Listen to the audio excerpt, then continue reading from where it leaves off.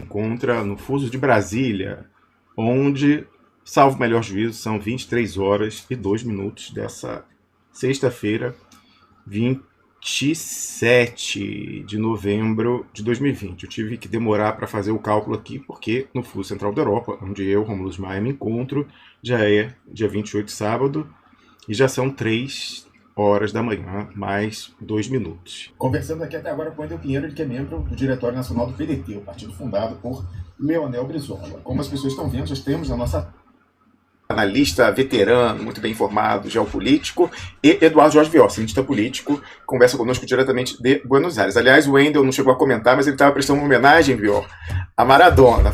Comentou hoje com a camisa da seleção argentina. Eu também tenho a minha aqui, só tenho que procurar. Não deu tempo de encontrar hoje, meu companheiro usou ela, nunca mais o encontrei. Olha só, o Wendel já deixou uma deixa boa. Não sei se repercutiu isso. Repercutiu, o Pepe, na imprensa anglo-saxã, essa questão da empresa sediada aqui na Suíça, de criptografia que era controlada pela CIA desde os anos, sei lá, 50 e tal? Não. Porque aqui na Suíça está repercutindo, não só no Brasil. O Brasil é uma matéria no Globo, que foi republicada no DefesaNet, dando conta de que as comunicações das Forças Armadas desde os anos 70 usava a criptografia de uma empresa suíça, que era uma empresa de fachada da CIA, basicamente. Então, a criptografia era aberta para os gringos. E aqui também na Suíça está repercutindo, até separei aqui uma matéria que foi ao ar no jornal da TV Pública francesa ontem, inclusive com o jornalista daqui da Suíça responsável pela identificação de mais detalhes dessa questão, até aqui colocar na tela. Coloca o link aí daqui a pouco na descrição do programa, se tiver aberto no Brasil, né, o jornal da TV Pública, porque aqui na Suíça o governo federal também usava essa criptografia aberta para os gringos, e o UBS, Credit Suisse, então os gigantes financeiros também usavam. Então qualquer movimentação, coisa mais estratégica e tal, supostamente sigilosa, sempre foi, desde os anos 50 até 2018, pelo menos. O pessoal diz que agora mudou a administração. Sabe aquela placa que o pessoal bota em restaurante? Sob nova direção. Aí tá dizendo que agora não é mais. Eu não sei. Eu não acreditaria nessa história. Então aqui o escândalo também está repercutindo. Eu ia até perguntar para o Vior se lá na Argentina tem clientes também dessa empresa e se essa abertura também repercutiu por lá. Porque é o seguinte, aqui na Europa também havia muitos clientes. Então, o Wendel comentava que isso coloca sérias dúvidas sobre a nossa autonomia enquanto Estado soberano, já que a nossa criptografia era aberta para os gringos desde os anos 50 até hoje, continua sendo usado pelo menos pela Marinha do Brasil, foi usada pelo Exército também, conforme o Globo levantou, mas isso também é a mesma coisa do OTAN. Então, aliás, isso está colocado até de uma forma, né, a nova página tecnológica, em que a fibra ótica lá da Dinamarca, o pessoal abriu para a NSA, para eles monitorarem células islamistas, e o pessoal ficou vendo o negócio do governo, contratação, fornecedores concorrentes e passando para as empresas sediadas nos Estados Unidos. Né? Então, a Europa Ocidental é um continente ocupado também, desde a Segunda Guerra Mundial, e não é à toa que fitando tiro no pé contra seus interesses econômicos de aproximação com o bloco euroasiático. O Vior, o Pepe já comentou que na imprensa anglo-saxã isso aí não repercutiu muito. E na Argentina, comentou-se esse caso aí da empresa de criptografia, que era uma empresa de fachada da CIA? No tenho visto repercussão nenhuma aqui. Vior, tá muito baixo o microfone. Tenta chegar o máximo que você puder próximo ao dispositivo aí para uma captação mais alta. Pepe Escobar, eu coloquei aqui no título do programa de hoje, mas vamos deixar para o final, para o pessoal ir chegando. Porque eu vi, você botou um título me obrigando a dar um furo, né? Eu quero saber essa história do pânico. Não é que eu vou dar um furo. Isso daí já se comenta abertamente atrás das portas fechadas, né? Eles estão em pânico porque desde que a Sidney Powell impetrou essas duas ações monstruosas na Geórgia e em Michigan, eles começaram a ver que o jogo é bem pesado e que ela é muito bem informada. E é isso que eu quero fazer com vocês daqui a pouco. Eu quero ir nas minhas notas. Eu não escrevi ainda sobre isso porque tem muita coisa. Eu estou fazendo uma seleção. Eu queria ir pelas minhas notas para explicar detalhes do Kraken. E por que o Kraken é realmente um monstro. Pois é, quem achou que essa história já estava terminada, quem achou que a sujeita lá, Sidney Powell, advogado, estava blefando, essa semana ela, né, como fala isso? Deu entrada lá nas ações, ofereceu as ações. Claro, mas... Rômulus, normalmente Só para você coletar o básico para redigir essas ações são meses. Meses! Incrível, né? Eles conseguiram fazer isso em menos de 2 semanas. É um negócio absurdo de competente. Eu li a da Georgia, eu ainda não li a de Michigan. Eu li a da Georgia quase inteira. E tem um monte de affidavits, né, como é que chama? Depoimentos juramentados. A ação da Georgia está em nome de 6 cidadãos. É uma ação desses 6 cidadãos nomeados contra, olha que loucura, e inclui o governador da Georgia e o secretário de eleições da Georgia também. Vai lá em cima do estado, entende? Ou seja, é um negócio que eu imagino se cortes regionais, estatais, vão ter peito de bancar, examinar seriamente uma ação contra o governador do estado. Mas ela impetrou do mesmo jeito, assim como no Michigan. A ação, se você for no site dela, Rômulo, está lá. E você vai achar o texto inteiro, inclusive. Um site imediatamente banido pelo Twitter. Exatamente, o defendingtherepublic.org. Exatamente. Banido pelo Twitter essa semana. E a gente sabe que o Jack Dorsey está seriamente preocupado porque eles estão envolvidos nessa história também com censura. E esse negócio vai terminar voltando no comitê do judiciário e eles vão continuar reavaliando essa seção 230 que dá liberdade praticamente infinita para Big Tech de ficar completamente imune a seja qualquer coisa que eles publicam e exercitarem censura, como eles exercitam hoje. Então esse negócio ainda vai rolar muito. E eles estão vendo que, dependendo para onde isso for, eles podem estar com seríssimos problemas.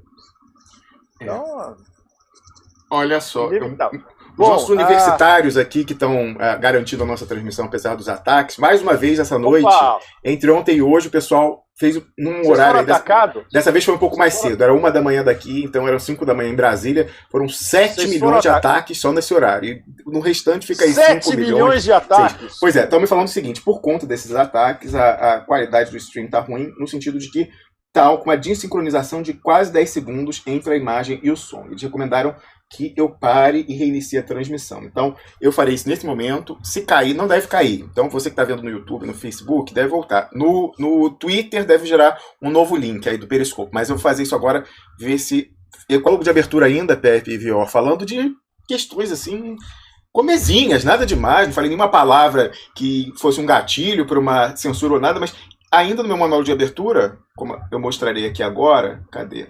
Não entrou ainda. Vamos ver lá, o YouTube... Vai, YouTube, vai. Hoje, mas desde o início já estava complicado. Ainda no meu monólogo de abertura... Ué, não tá. Já caiu, meu filho, vai lá. Deixa eu ver. Tá fora do ar ainda? Deixa eu ver aqui uma coisa. Peraí. A minha tela de administração, vamos ver. Pá. Aqui. Oxi, esse aqui. Vamos lá. No Face não entrou ainda. No Twitch entrou. No Periscope. Peraí, stop. Esse aqui tá, vamos lá, stop e vai, pá. Ó, eles que mandaram desconectar e conectar de novo. Se não entrar, a culpa é deles, hein? Enfim, eu rendo as pessoas qualificadas. Se elas dão um conselho errado, eu não tenho nada a ver. Bom, no YouTube ele diz que nós... tem, sim, tá aparecendo lá. Já tô eu com a mãozinha pra cima. Então, em princípio entrou. Eu peço retorno em tempo real dos nossos caríssimos hackers ativistas, se melhorou a qualidade da transmissão ou não. Se está sincronizada a boca e vídeo, aliás, você que está vendo, a gente também pode dar esse retorno em tempo real no nosso chat. Eu ia mostrar o seguinte, Pepe Escobar, eu estava no meu monólogo de abertura, alguns minutos a gente já foi desmonetizado pelo YouTube, dizendo que o conteúdo é identificado como não adequado para os anunciantes. Então não é só...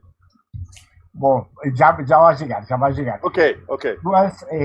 Primeiro, comentário para vocês. Eu sei que na nossa lista no WhatsApp de grupo de notícias temos companheiros e colegas de outros países da América Latina muito interessados nessa ronda.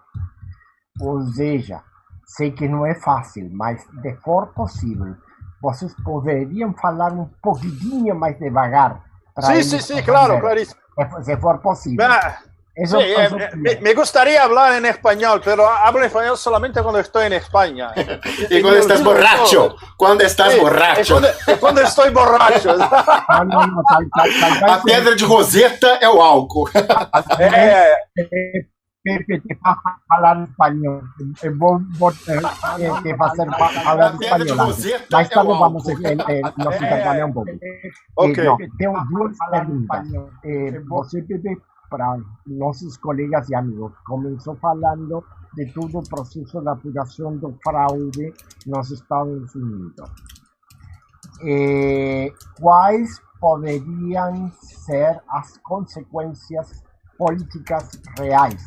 Porque o que eu vejo é já um processo, de fato, de apropriação do poder pelo Deep State.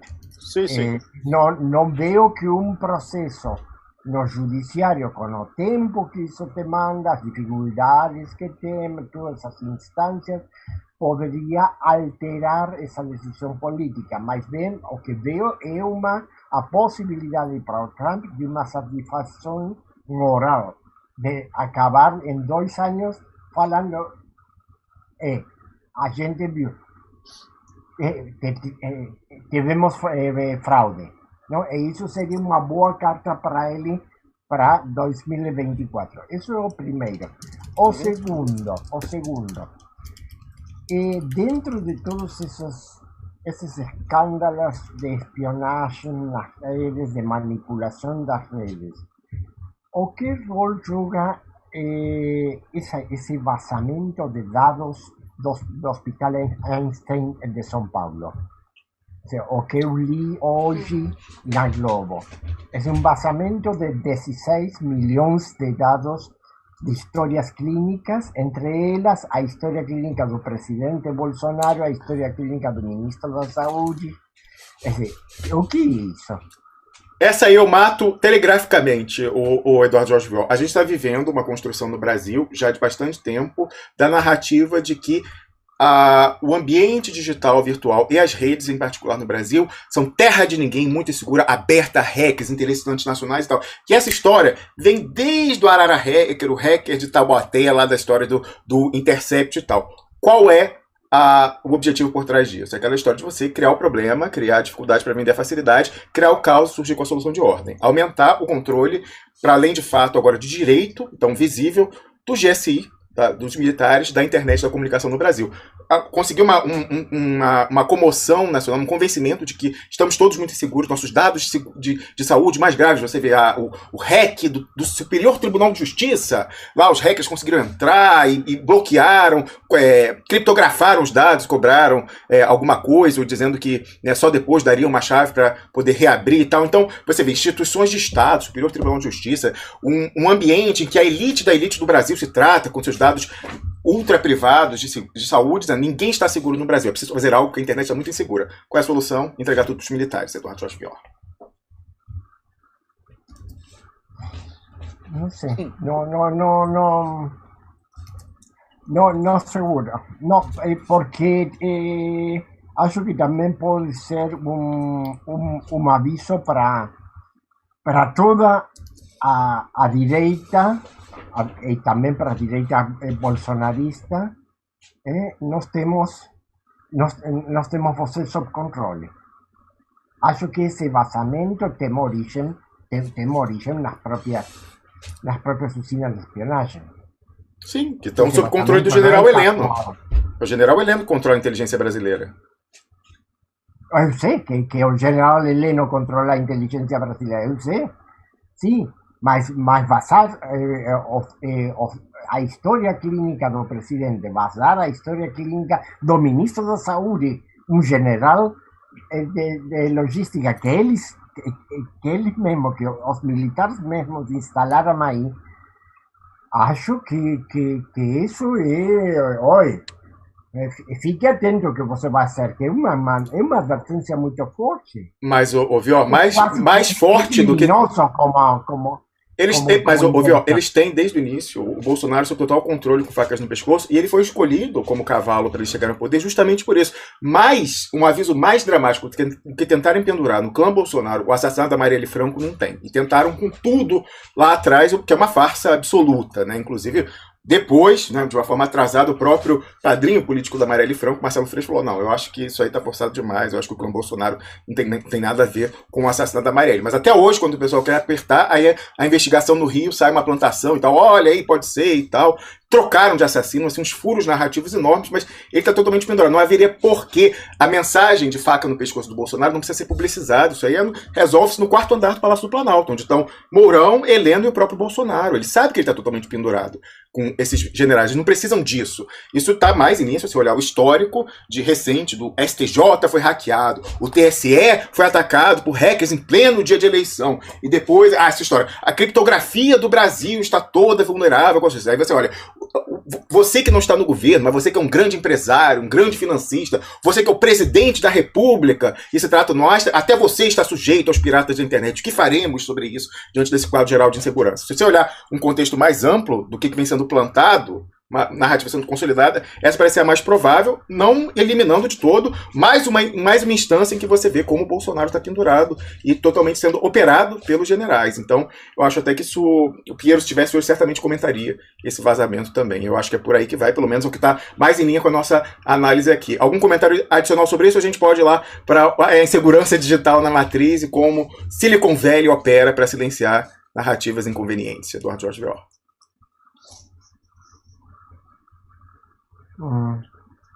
Sim, a minha pergunta é a seguinte: eu coincido com você na apreciação geral, mas também acho que o momento antes da segunda ronda das municipais, na situação de crise, com falas de o ministro Guedes poderia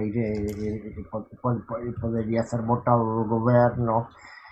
Acho que é preciso ter uma análise mais político na conjuntura, mais concreto. Ou seja, o que você está falando é correto, sim, é assim. Temos uma estrutura de espionagem, uma estrutura internacional, e no Brasil temos uma estrutura completa de espionagem, de controle, de manipulação das redes, liderada pelo general Heleno, tudo bem. Mas por que agora? Por que aí? Por que esses nomes? Esse é o problema mais concreto. Mas, você dizer que nem os dados do presidente da República estão seguros, isso está totalmente em linha com o que a gente vem falando aqui. Todos estamos vulneráveis no Brasil, não há segurança nas redes. Quem pode assegurar? Aliás, isso é de papel passado. O STJ que foi hackeado, qual foi a solução? O presidente do TSE chamou o exército para assegurar e melhorar a rede. Isso aí tá muito identificado. Isso aí é para justamente contribuir para a narrativa de insegurança, né, o caos, para surgir a solução de ordem. Quer algo mais emblemático dos dados pessoais de saúde do presidente da República estarem vulneráveis a ataques de hackers e vazamento, etc e tal? Isso aí pelo menos eu vejo com muita clareza. Olha, aparentemente aqui, agora a questão técnica, estão me dizendo que no YouTube está com muito problema, volta e não volta. Então, amigos, como sempre, é o VK. O VK, pelo que eu estou vendo aqui, está tranquilo, estamos lá transmitindo, e é por isso que a gente nunca entra no ar sem o VK. O nosso backup está positivo e operante. Pepe Escobar, por onde você quer começar? Comentando a questão do mérito, do que a Sidney Powell trouxe para embasar lá nos exhibits, nos anexos da peça dela. É interessante, o que estava o pessoal antes aí, os pundits do conservador dos Estados Unidos, hesitantes de comentar a história da Dominion, eles, antes ainda na semana passada, Tucker Carlson, que até teve uma treta pública, passou a falar, né? Então eles estão tratando disso, já foi o pessoal que estava hesitante, talvez em off, antes de oferecer formalmente as ações, aquele pessoal que fez o substrato, deu para ela o substrato técnico, então estatístico, mostrando assim impossibilidade de matemáticas quase absolutas, como lá a coisa muito estranha da diferença da performance de votos do Biden em todos os condados, sendo inferior o desempenho dele de votação da Hillary Clinton em 2016, e apenas o que muda e virou a eleição? Quatro condados, 4 colégios eleitorais. Então, você tem ali Atlanta... Não, quatro cidades. Cidade. Mas elas são condados, não são? As cidades não são condados? Sim, são 4 cidades com as suas periferias. Milwaukee, Atlanta, Detroit e Filadélfia. Exatamente. Bom, eu conheço essas aí. Pittsburgh também. Pittsburgh. Pittsburgh. São duas na Filadélfia. São duas. Sim, é que Filadélfia. Pittsburgh é uma cidade industrial, basicamente.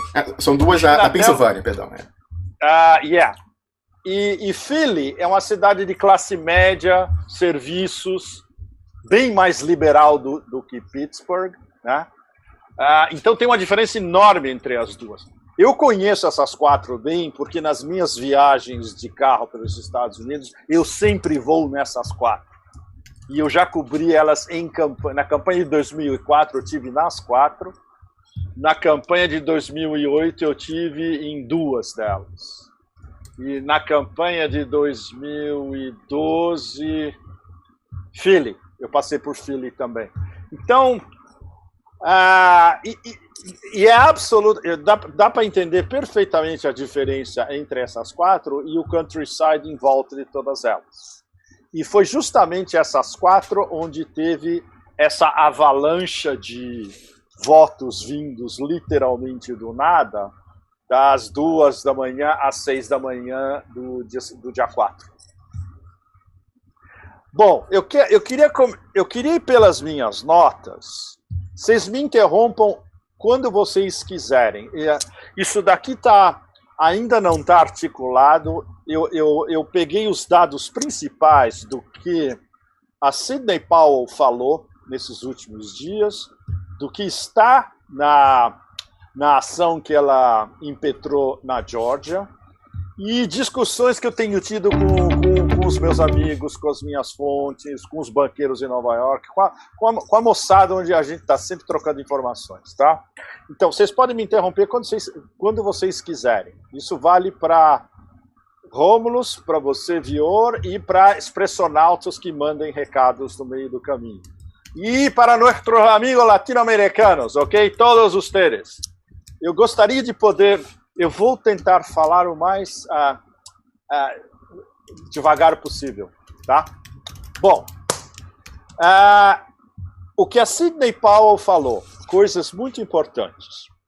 Ela não é parte do time legal da campanha Trump, e isso já há alguns dias. Por quê? Porque ela tem muito mais margem de manobra, não sendo parte do time da campanha Trump, que é liderado pelo Giuliani. Outra coisa importante... Pepe, para as pessoas compreenderem, o governador da Geórgia, nominalmente, é republicano, e ela quer ir para cima de governadores e secretários de Estado republicanos. Ela está indo em cima de... Por isso que ela precisou se afastar nominalmente para ela poder ser uma franco-atiradora e ir onde tem que ir. Republicanos, exatamente. E isso se casa exatamente com outra das coisas fundamentais que ela disse nesses últimos dias. Isso, literalmente, a fraude na eleição de 2020 vai muito além da eleição do presidente americano. A minha intenção é expor todas as fraudes, sejam contra republicanos ou contra democratas. Isso, palavras textuais da Sidney Powell, que é ela colocando o framework, a moldura de como ela está pesquisando o que ela vai, arguir isso na frente das diferentes cortes em diferentes estados, né? Outra coisa super importante, ela diz que várias forças se beneficiaram desse sistema. E isso é o recado cifrado que ela dá, identificando várias parcelas e níveis do Deep State. Ou seja, o que ela está lançando agora, basicamente? E isso interpretando o que ela tem dito. Ela está lançando um caso criminal contra fraude eleitoral como um todo. E algo que vem de anos, é algo que ela já tinha dito naquela intervenção dela há uns 10 dias, foi 8 dias atrás, aquela famosa intervenção ao vivo na coletiva junto com o Rudy. e com a Gina Ellis, de que isso é uma investigação no tempo e no espaço, o que a torna ainda mais complexa e envolvendo um monte de atores nos diversos estados, mais atores internacionais. Ou seja, isso para dar dimensão da complexidade do caso, que normalmente um caso como esse você demora meses, se não anos, para conseguir montar. E eles estão tentando montar, pelo menos essas duas primeiras ações, a da Georgia e a de Michigan, que foram impetradas essa semana, em questão de 2 semanas no máximo. É realmente um milagre em si. E tudo muito documentado. Se você vai no site vocês podem ir diretamente no site da Sidney Powell, que agora está sendo censurado diretamente pelo Twitter. É defendingtherepublic.org. E lá vocês vão achar, vocês vão em Content Uploads, tem um monte de coisas, e tem inclusive o texto inteiro da ação que ela impetrou na Georgia, que é no nome de 6 pessoas. No canto superior esquerdo, ela identifica 6 pessoas que impetram a ação. E contra quem? E isso inclui um monte de, políticos e oficiais de primeiro escalão, incluindo o governador da Georgia. E o secretário eleitoral da Georgia também. Ou seja, é um negócio super sério e é transpartidário, como ela mesmo tem falado desde o começo. Isso é uma investigação sistêmica.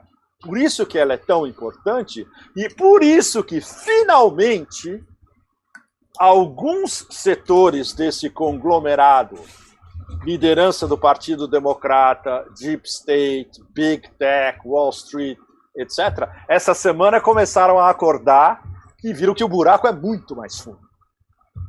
E vai ter outras ações, certamente vai ter uma ação monstro na Pensilvânia, não só a do Rudy Giuliani, que é a ação da equipe da administração Trump, mas certamente a Sidney Powell vai impetrar a ação dela na Pensilvânia, vai ter uma em Wisconsin, nos 4 estados, garantia que vai ter pelo menos 4 ações monstro do entorno da Sidney Powell.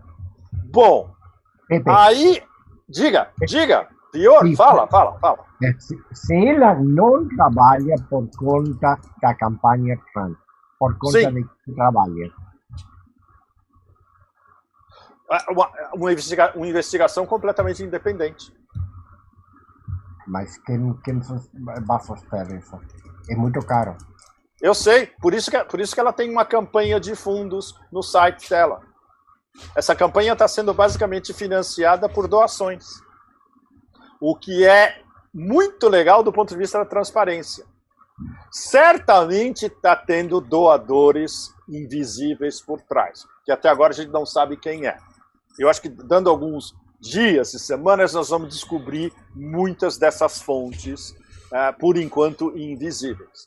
Mas a fonte mais visível e aberta para qualquer cidadão americano é contribuição no site dela. Eu já ouvi de amigos ou de referências, etc., que tem gente dando $1.000, $2.000, $5.000 assim, direto no site. Não é 10, 20, $50.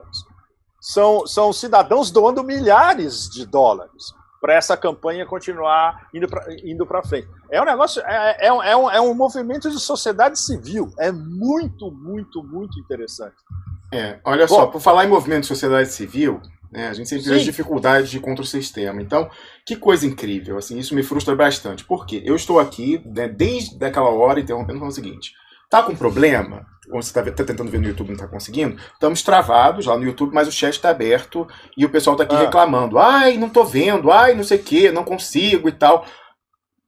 Porra! Tem hora que só palavrão adianta. Eu já falei pra ir pro VK, caralho. Aí olha aqui o print, ó. Tá aqui todo mundo falando lá no VK, olha aqui. Mas tem muita gente que não é assinante do VK. Mas não precisa, Pepe. O vídeo não precisa ser. Inclusive tá no nosso site, em duploexpresso.com, Aqui, ó, peraí, ó. Tá aqui, ó, as pessoas lá no VK falando, ó, o VK tá um cinema perfeito, VK, aqui tá ótimo, o Vladimir Putin garante, todos os demais canais que eu sigo no YouTube do Piguinho Vermelho, a gente sabe quais são, sem problemas. O Duplo Expresso tá desmonetizado desde o início e depois o pessoal apelou e derrubou logo, né? Óbvio, o problema é a mensagem aqui, não é aleatório esse ataque. Outro assim, agora sim no VK. Então, meu filho e minha filha, você quer ouvir uma mensagem contra-majoritária, uma mensagem anti-imperialista? Você não pode depender de Silicon Valley, caralho. Então é o VK. É por isso que a gente não trabalha. Eu fiquei horas aqui pra botar essa porcaria no ar. Mas você também não pode ser acomodado assim. Vai pro VK, tá no nosso site desde o início. E lá no VK, você não precisa ter perfil no VK. A janela tá lá pra você ver o vídeo no seu celular, no seu computador, onde quer que seja. Agora, mais do que isso, eu não posso fazer. Eu não posso ir na casa de cada um ligar, tá certo? O link tá na descrição do programa desde o início, lá no duploexpresso.com. Desculpa a minha exasperação, mas é que é foda, depois de 5 anos avisando que isso aqui ia acontecer, que o presidente dos Estados Unidos é censurado no Twitter e a pessoa incapaz vai ficar lá enchendo o saco, reclamando no chat do YouTube, que o YouTube não funciona. E eu não sou dono do YouTube, eu não sou dono do Google, caralho. Eles são agentes do Deep State, então vá para o VK. É por isso que a gente nunca entra no ar sem estar com o nosso backup, sem estar com o VK. Desculpe a vocês essa exasperação, mas é que tem hora que o saco enche. E tem tudo a ver com o que a gente está discutindo aqui. Desculpa. Tem absolutamente tudo a ver com o que a gente está conversando, sem dúvida. Sem dúvida. Mas, olha, o problema da migração, ainda para quem não tem conta, é terrível. A gente já conversou isso muito, né? O brainwashing da população global, incrível, de você depender de Silicon Valley, é um negócio tão sofisticado que mesmo para as pessoas abrirem uma conta numa outra plataforma, é uma operação de guerra. Não só convencê-las, como elas darem o passo. Que é um passo que demora o quê? 2, 3 minutos, né? É frustrante, é muito frustrante. Muito, evidentemente. Agora, Pepe, a questão. Isso aí, obviamente, vai ser distribuído para juízes naturais e a gente não sabe qual vai ser o pendor. Às vezes até houve aí casos de juízes federais nomeados pelo Trump que, no início, deram decisões não favoráveis. A gente nunca sabe o nível real de independência, se essas pessoas podem ser operadas com dossiês, por sua vez, qual é a liberdade de formação do seu juízo, da sua consciência que esses juízes têm. Então, você, assim, pelo que você tem sondado, você acha que a perspectiva no judiciário é favorável ou desfavorável? O que foi visto é o seguinte: se chegar à Suprema Corte, tende a ser favorável, porque eles já olharam, né, o circuito subindo a cadeia. Os juízes agora, com a reorganização que teve e redistribuição de relatores na Suprema Corte dos Estados Unidos para os processos que vêm da Geórgia, da Filadélfia e do Michigan, são só conservadores. Então, se conseguir fazer o caminho para chegar e houver o Delta T, o tempo para isso produzir algum efeito antes lá da convalidação no colégio eleitoral em 14 de dezembro, aí também, dependendo do grau de independência desses conservadores na Suprema Corte, poderia ser que a coisa a maré virasse, Pepe Escobar. Esse é o problema. Eles têm muito pouco. Isso a gente já conversou na semana passada. Eles têm muito pouco tempo.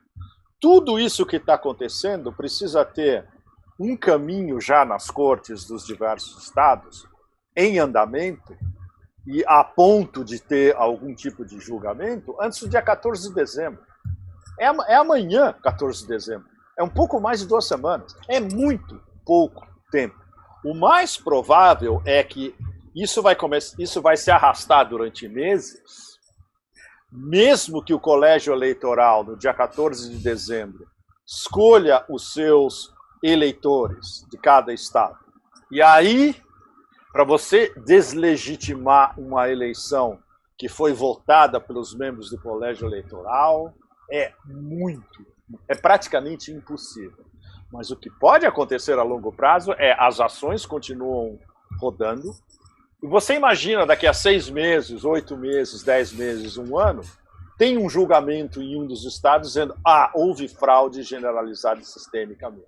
E aí o negócio vira de ponta cabeça completamente, e aí a gente entra numa lógica, e agora? Vamos deslegitimar a eleição inteira? Isso é um governo de usurpadores, que é justamente o que 70% dos 73 milhões de votos do Trump já acham agora. Isso foi numa pesquisa dessa semana. Ou seja, a gente tem pelo menos 50 milhões de americanos que votaram que para eles tudo que está rolando e o que vai acontecer em janeiro se houver Biden e Harris é uma fraude massiva. Os números só tendem a aumentar. Dependendo do que acontecer agora em dezembro, até a suposta posse em janeiro, a mesma coisa. A gente vai ter pelo menos esses 70 milhões e mais muitos dos democratas que vão ver que absoluto Titanic que eles compraram nessa última eleição. Né? Bom, e o comportamento das legislaturas de cada estado vai começar a ser examinado ao microscópio, agora por muita gente que não estava nem acompanhando. Mas agora que as duas primeiras ações da Sidney Powell já começaram a rodar, um monte de gente que nem sabia que isso estava acontecendo, porque não estava saindo na mídia tradicional. Você não ia ler sobre isso no Washington Post, no New York Times, etc., e nas TVs, tão pouco. Só quem estava dando um mínimo de cobertura era a Fox News. E agora a Fox News, porque já perderam um monte de audiência, especialmente nessas últimas 2 semanas, eles estão tentando recuperar o terreno e agora, começaram a dar voz de novo. Daqui a pouco o Tucker Carlson vai chamar a Sidney Powell de novo pedindo desculpas. Quer postar?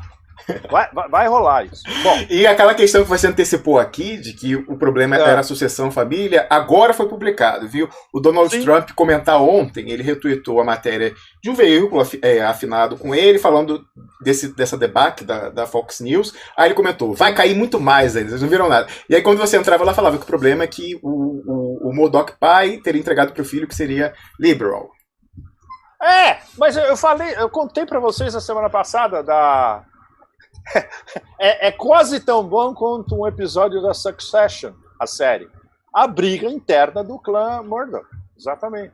E agora eles estão começando a perceber que não só eles podem perder uma audiência monstro, o que implica perder um monte de renda de publicidade, mas eles podem perder influência política também. Você imagina que o Tucker Carlson, pela primeira vez, talvez na história, o horário dele foi ultrapassado pelo agente da CIA e herdeiro Vanderbilt, Anderson Cooper. Pera, o Anderson Cooper é agente da CIA?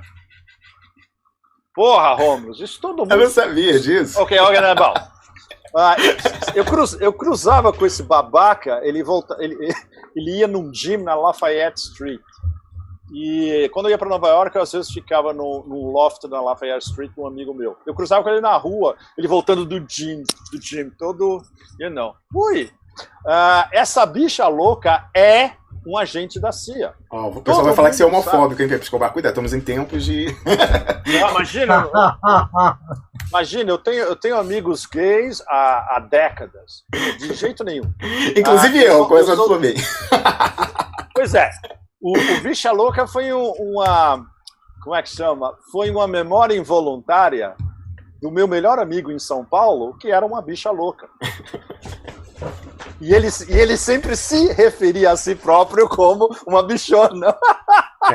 É aquela questão de você se apropriar e ressignificar essas questões. Então, realmente, é um movimento, inclusive, dos militantes de pegar e usar para tirar a carga negativa e, com isso, diminuir o poder ofensivo desse tipo de terminologia. Eu sou totalmente a favor disso, inclusive. Tem que explicar tudo hoje, porque senão o rebanho literal... você é homofóbico. Você é anti-LGBT. Você é arrogante. Fuck you all. Ok, inclusive a gente vê como a Identity Politics, né, facilitou o trabalho na periferia, inclusive na matriz. A Identity Politics colonizou o subconsciente de praticamente todo mundo. E é impressionante. E como, evidentemente, essa polarização não é impermeável à ironia, sarcasmo, senso de humor, etc., tudo que você fala hoje você tem que dar o adendo explicativo, né? Bom, anyway, vamos voltar aos assuntos seríssimos. Kraken.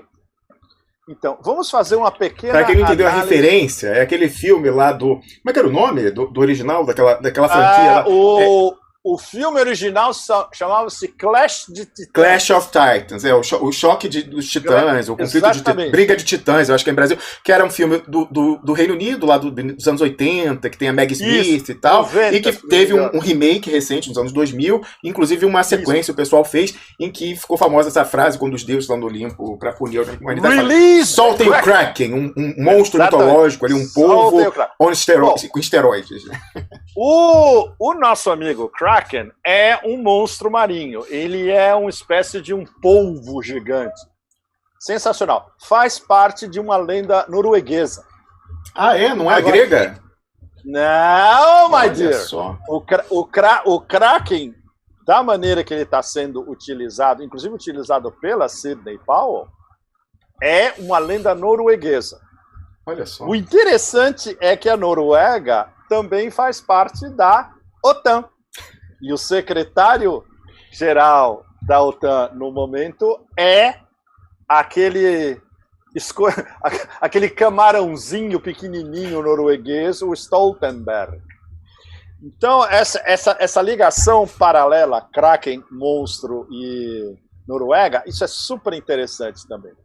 Porque a gente jogando com esse jogo semiótico implica uma série de cruzamentos que, à primeira vista, são díspares. Mas eles têm uma noção de parentesco entre eles que vai muito além do que a gente possa imaginar. E eu vou chegar nisso de novo daqui a pouco. Outra coisa, vocês sabiam que Kraken é um nome de um programa do Pentágono e da CIA? Você tá brincando. Yes! É muito pouco conhecido. Isso Então, esse é o apito do cachorro, quando ela falava Release the Kraken, ela falou, tô ligada. E tá começando a ver, Rômulo, como é? E a Sidney Powell, que é uma...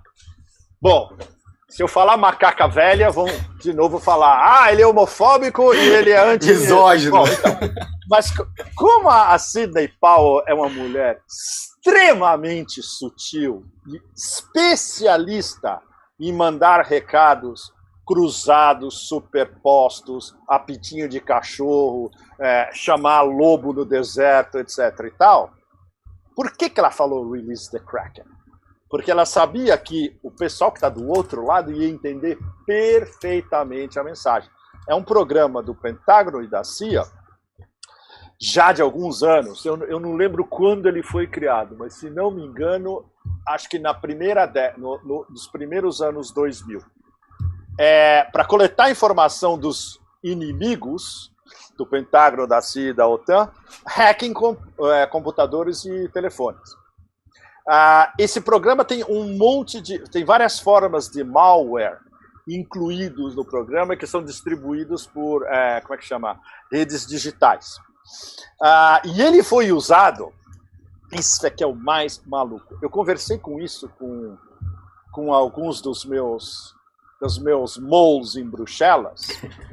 Você sabe que o Kraken foi usado para espiar contra aliados da OTAN? Não tenho dúvida. Da Europa. Claro, sem dúvida nenhuma. Mas precisa ter uma confirmação de gente que pelo menos conhece a inteligência europeia como funciona. Inclusive, Pepe, por falar em Bruxelas, no próprio sede do Parlamento Europeu e da Comissão, o pessoal tem um documentário sobre isso da TV pública belga, que foi um pessoal lá de manutenção, viram que o prédio foi construído ainda durante a construção na sala de reunião de cúpula do Conselho de Ministros da União Europeia. Então, quando você pega ali e reúne Merkel, o primeiro-ministro da Inglaterra e tal, já tinha um grampo que é dos Estados Unidos a fabricação, mas desde a construção na planta o pessoal já botou de fábrica o grampo. Exatamente. Fora na comissão também, né? Os meus amigos da comissão sempre brincavam comigo sobre tudo que eles falam. Não adianta você ir em cada reunião carregando aqueles dossiês de papéis coloridos. Né?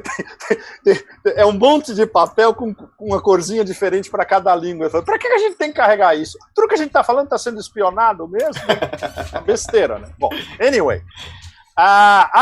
Isso daí é uma coisa que eu ainda preciso ir lá descobrir onde está exatamente. Em 2017, saiu pela Wikileaks um monte de documentos da CIA detalhando o funcionamento do Kraken. Então, se vocês, expressionautas, tiverem tempo, ou vocês, hermanos latino-americanos que estão nos escutando, qualquer um de vocês que tenha tempo de fazer essa pesquisa, Wikileaks 2017, CIA Kraken. Tem vários documentos explicitando o funcionamento e certamente... Há publicações vazadas no Wikileaks citando a palavra-chave Kraken Sim, de 2017. Sim, exatamente. Exatamente. Eu ainda não fiz essa pesquisa, então ela está aberta para vocês todos. Aí, atenção, meus amigos hackers ativistas aí. Dá uma busca aí e vê até o fim do programa para eu botar o link aqui. Exato. Hackers ativistas. A pesquisa é WikiLeaks, CIA, Kraken 2017. Tá? Por favor. Eu tenho certeza que vocês vão achar o principal. Isso daí me confirmaram que saiu mesmo, que a WikiLeaks soltou esses documentos em 2017. Olha que interessante. Entre esses documentos, aparentemente tem espionagem em cima de candidatos na eleição da França em 2012, o que inclui o nosso amigo que está indo para o tribunal esses dias em Paris, Nicolas Sarkozy. E tem algo sobre aquela armação para cima do Dominique Strauss-Kahn em Nova York, de repente? Mas eu imagino que deva ter também. Pois é. Então, isso é uma pesquisa para a gente investir nos próximos dias e semanas. Tá? Ok, olha, esses documentos do Kraken, eles dão informação sobre cada estratégia eleitoral de cada partido e de cada candidato, e você, usando o programa como os idealizadores o estavam usando, você pode influenciar decisões políticas também. Porque com essas informações você pode, começar a soltar na mídia boatos específicos, arruinar carreiras de uma maneira bastante direta. Por exemplo, não é nada improvável que o Kraken tenha sido usado para destruir a carreira do François Fillon, que era fundamental para você permitir a ascensão do Macron na França. Exatamente. Destruir a direita tradicional, criar aquela confusão entre não sou de esquerda, nem de direita, nem para cima, nem para baixo. E aí, com isso, você acabar com a mobilização sindical que existia e facilitar a destruição do Estado do Bem-Estar Social francês. Foi fundamental romper aquela divisão esquerda-direita secular da França para permitir a destruição, que era o último, era o gaulês, né? Os últimos gauleses resistindo à precarização do trabalho na Europa como um todo era a França. Exato, e o Fillon era um expoente tradicionalíssimo dos gauleses camponeses, né? Da velha aristocracia feudal francesa tradicional. Pepe Escobar, olha só, os nossos hackers ativistas, eles não brincam com esse serviço. Não é por isso que a gente está banindo do YouTube, mas estamos bombando no VK. Rapaz, eu tô boquiaberto, eu não sabia que a história do Kraken, eu achava que era só uma menção à cultura pop, que nada, ela estava ali apitando o apito. Ela tá indo muito. Tá aqui na tela, olha só, WikiLeaks, vou botar aqui, ó, o pessoal tá vendo em casa, ó, WikiLeaks, Kraken, se fizeram a busca com as palavras-chave que você deu e encontraram aqui. Obviamente, vou colocar esse link na descrição do programa. Olha só. Gente, o jogo é muito... Aliás, citando uma dirigente do PT, o jogo é pesado. O jogo é muito, muito pesado. E isso, mais uma vez, para reconfirmar inclusive o título que você deu hoje ao programa. Por que você acha que o Jack Dorsey está começando a pirar? Porque até o Jack Dorsey já percebeu que ele está no meio de um jogo que ele não tem controle nenhum. Mas nenhum mesmo. Não é Big Tech que controla esse jogo. É o Deep State, é o Deep Dark State que controla essa história. Eu tô chocadíssimo. Assim, realmente. Nossa, nem fala. Olha, aí essa mulher, eles não apagam ela, não, Pepe? Você acha que ela tem um mecanismo da mão morta aí, se acontecer alguma coisa, se o avião dela cair? Mas, olha, a gente tá discutindo esse tema. Será que a Sidney Powell está chegando ao ponto onde aquele famoso acidente de trabalho vai terminar acontecendo? Porque se ela chegar a um ponto onde eles verem que essas ações vão conseguir ter uma solução, digamos, a solução adequada nas cortes, ou se elas forem parar na Corte Suprema e eles virem que a Corte Suprema mais cedo ou mais tarde vai ter que admitir que houve uma fraude sistêmica, eles vão querer desaparecer, eles vão dar o tratamento de JFK para Sidney Powell. Né? Ainda não se ela estivesse no Brasil, o avião já tinha caído, com certeza. O avião já teria caído. Vior, você quer falar alguma coisa? Sim, queria ir para outro aspecto do mesmo problema, ou seja,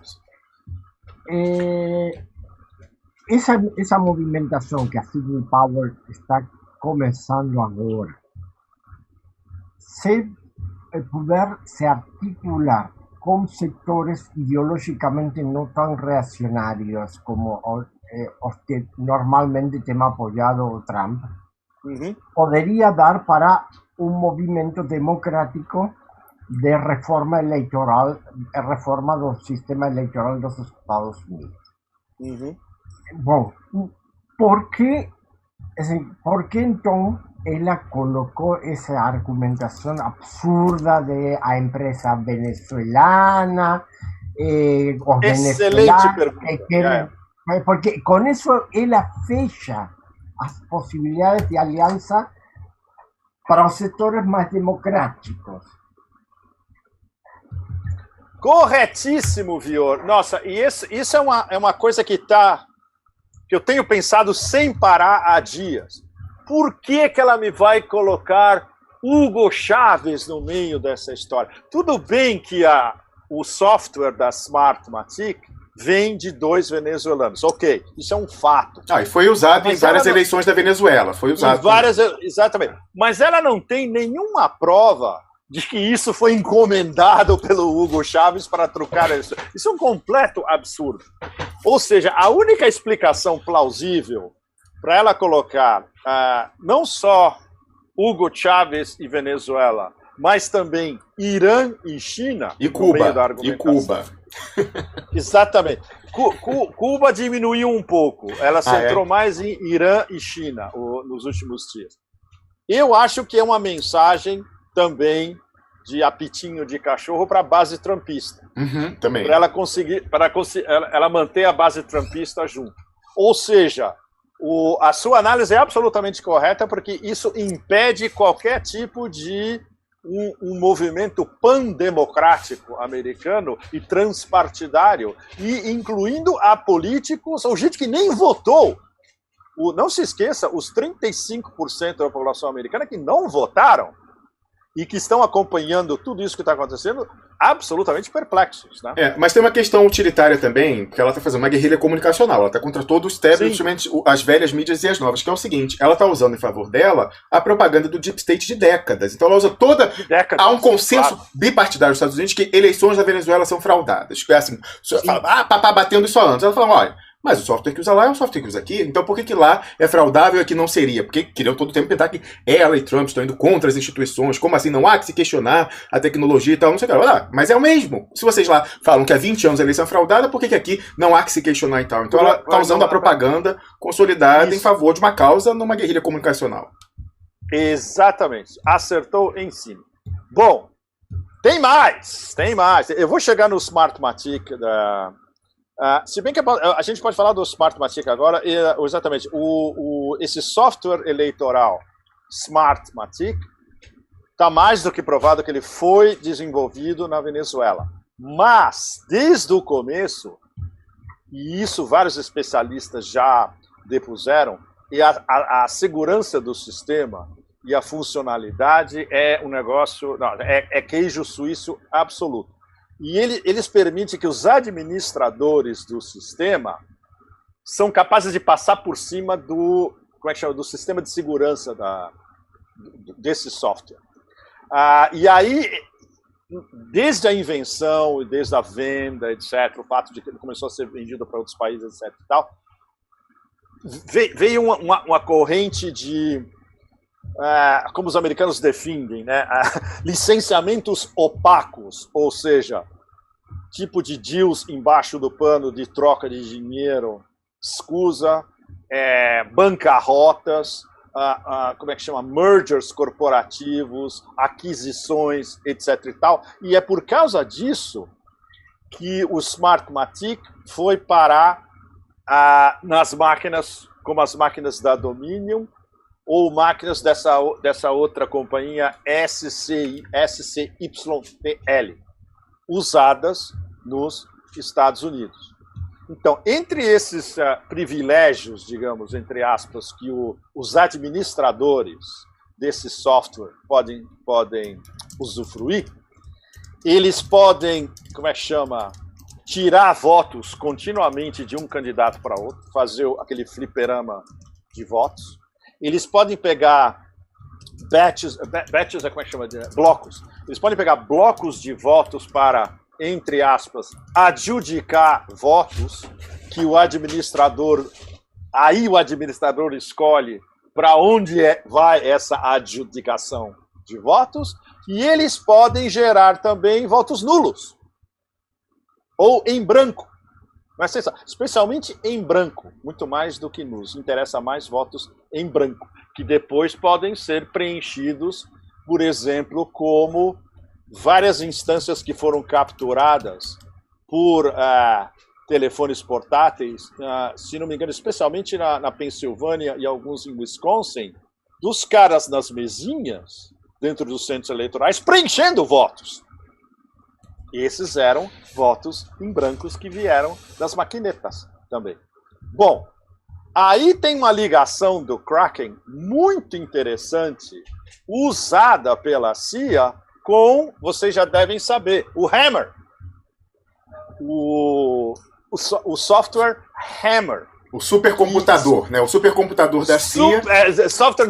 O supercomputador, exatamente, que espia a redes protegidas e não tem como ser detectado. Isso a gente já tinha confirmado a semana passada com o William Binney da NSA. Ele falou, sem dúvida nenhuma.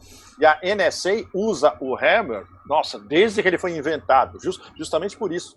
E eles podem entrar em qualquer rede protegida sem detectar e podem espiar o que eles quiserem de qualquer rede. Aí tem os plugins que acompanham o Hammer. Isso é muito interessante.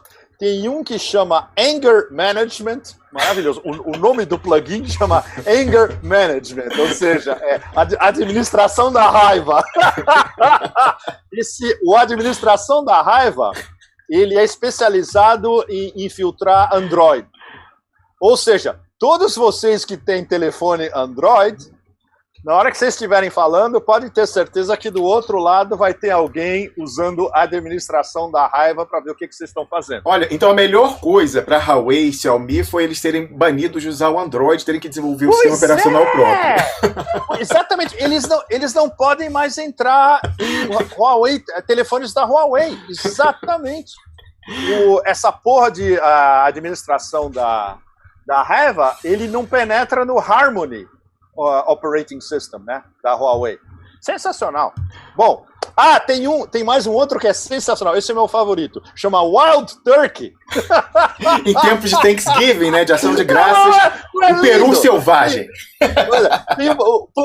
O plugin Wild Turkey, ele fica testando e refinando a capacidade do sistema. Ou seja, é um sistema que fica se retroalimentando e melhorando a performance o tempo todo. Ô, Pepe, só uma pergunta aqui, porque os meus hackers ativistas estão consultando lá o Wikileaks. Esses dois plugins que você mencionou aí, o Anger Management e o Wild Turkey, eles têm menção em Wikileaks, comunidade de vazadores, ou é uma coisa, um off que veio aí de insiders?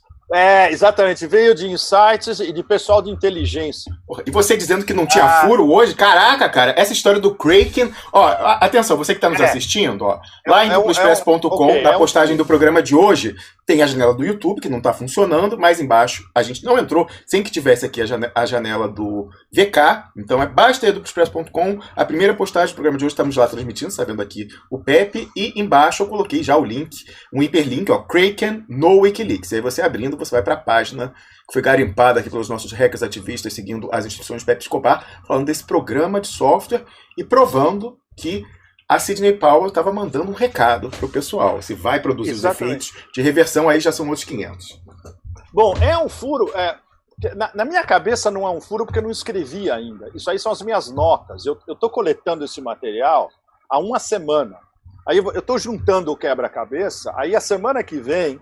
Talvez eu já tenha o suficiente para fazer uma matéria e eu tenho que dar links para muitas dessas coisas, né? Eu não posso apenas dizer isso, profissionais de inteligência disseram que, etc. E tal. Ela tem que ter mais, pelo menos algumas conexões. Mas isso, muitas dessas coisas você não vai achar linkado. Isso é conversa com gente que foi do Deep State, que sabe como funciona, sabe, os nossos amigos daquele coletivo nos Estados Unidos, o VIPs, Veteranos Profissionais de Inteligência pela Sanidade. Esse é o acrônimo deles. Tem o Ray McGovern, que é nosso amigo, tem o Bill Binney, tem o... Como é que chama? Aquele que foi preso, o Kiriakou, o John Kiriakou, que foi julgado naquela corte na Virgínia para onde eles querem mandar o Julian Assange, se ele for extraditado. Então, esse pessoal sabe de tudo isso porque eles eram profissionais do sistema. E alguns deles ainda eles têm conexões ainda dentro do Deep State. Então, eles sabem exatamente como funciona essa história. Então, obviamente, em alguns casos, eles preferem não ser citados, com razão. Com razão. É como se você fosse um hacker e tivesse descoberto isso entrando no Dark Web, no Deep Web. O que qualquer super hacker vai descobrir. Anger Management, Wild Turkey, tudo isso, todos os plugins e apps do Hammer. Imagina isso. Para leigos, evidentemente, você fala um negócio desse, teoria da conspiração. Bom, não vamos nem entrar nessa história, né? Outra coisa super interessante, fechando só esse pedacinho aqui, o Kraken é usado para acessar e manipular dados, adivinha do quê? Das máquinas Dominion eleitorais. Evidente. E é aí que a Sidney Powell fecha o circuito. Porque aí ela coloca Kraken, Deep State e Dominion completamente interligados. Bom, super importante também. A Dominion tinha servidores na Alemanha. Muitos de vocês devem ter visto a notícia. Quando foi? Foi a semana passada ou retrasada? Bom, quando eles apreenderam os servidores da Dominion na Alemanha, em Frankfurt. Esses sites esses servers na Alemanha estavam recebendo dados em bruto das eleições americanas. Por isso que é tão importante. E eu anotei aqui, deixa eu ver aonde. Eu anotei aqui um negócio importantíssimo de como foi a apreensão desses sites e desses servidores em Frankfurt. Olha, é importantíssimo isso que você vai falar, Pepe, isso porque é super importante. A Sidney Powell tinha já falado isso lá atrás, ela falou, a gente ainda está para estabelecer se foi pego pelos mocinhos ou pelos bandidos. Aí, imediatamente... agora a gente... Todas soltaram uma negativa, então a Dominion falou, não processamos nada fora dos Estados Unidos. A tal da Citio, que era a empresa alemã, falou, não, a gente tem nada a ver com isso e tal. E o exército lá, o Pentágono soltou, falou, não, ninguém fez ação nenhuma fora e tal, não sei o quê. E aí a Sidney Powell, na semana passada, reiterou, falando o seguinte, olha, tem sim essa coisa, pegaram na Alemanha, e ela falou, se foram os mocinhos ou bandidos, assim, segundo os rumores, teriam sido os mocinhos. Só antes de você entrar nisso, Bom, agora a gente... Os hackers ativistas me mandaram aqui um link que eu também vou colocar em duploexpresso.com, de uma publicação muito grande do meio, aí do pessoal de tecnologia, que se chama TechCrunch, uma matéria publicada em 2017, então muito fora dessa confusão, em 9 de março, intitulada Nomes e Definições de ferramentas para fazer hacks da CIA vazados até aqui. Aí você vai um Ctrl F, Kraken, tá lá, Kraken, appears to be an organizational tool for task management and project tracking. Aí você vai e coloca, qual foi o outro que você falou aqui? Anger. Ele tinha um nome mudou aqui, ó. Anger Management. Tá aqui, ó. O nome original era Anger Quake, e aí já naquela altura botaram, rebatizado de Anger Management. Collection de hammers, de plugins relacionados ao Hammer para exploração remota de aparelhos que rodem Android. Perfeito! Então, tudo isso já era conhecido no meio tecnológico de 2017. Então, a Sidney Powell estava tocando um apito de cachorro, mas que o pessoal recreativista tinha condições de identificar que ela estava mandando um recado. E sabe que...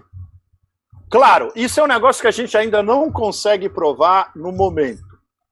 Mas tem várias facções pró-Trump que são especialistas em cyber warfare, que algumas semanas estão falando que, olha, eles sabiam que isso ia rolar, E eles começaram a armar essa armadilha já há algum tempo. É sensacional. Como Erdogan. Ficaram quietinhos esperando. Exatamente. É sensacional como hipótese de trabalho, porque você olhando o contorno da situação, dá mais ou menos para você provar que eles armaram o que alguns deles estão definindo como uma sting operation.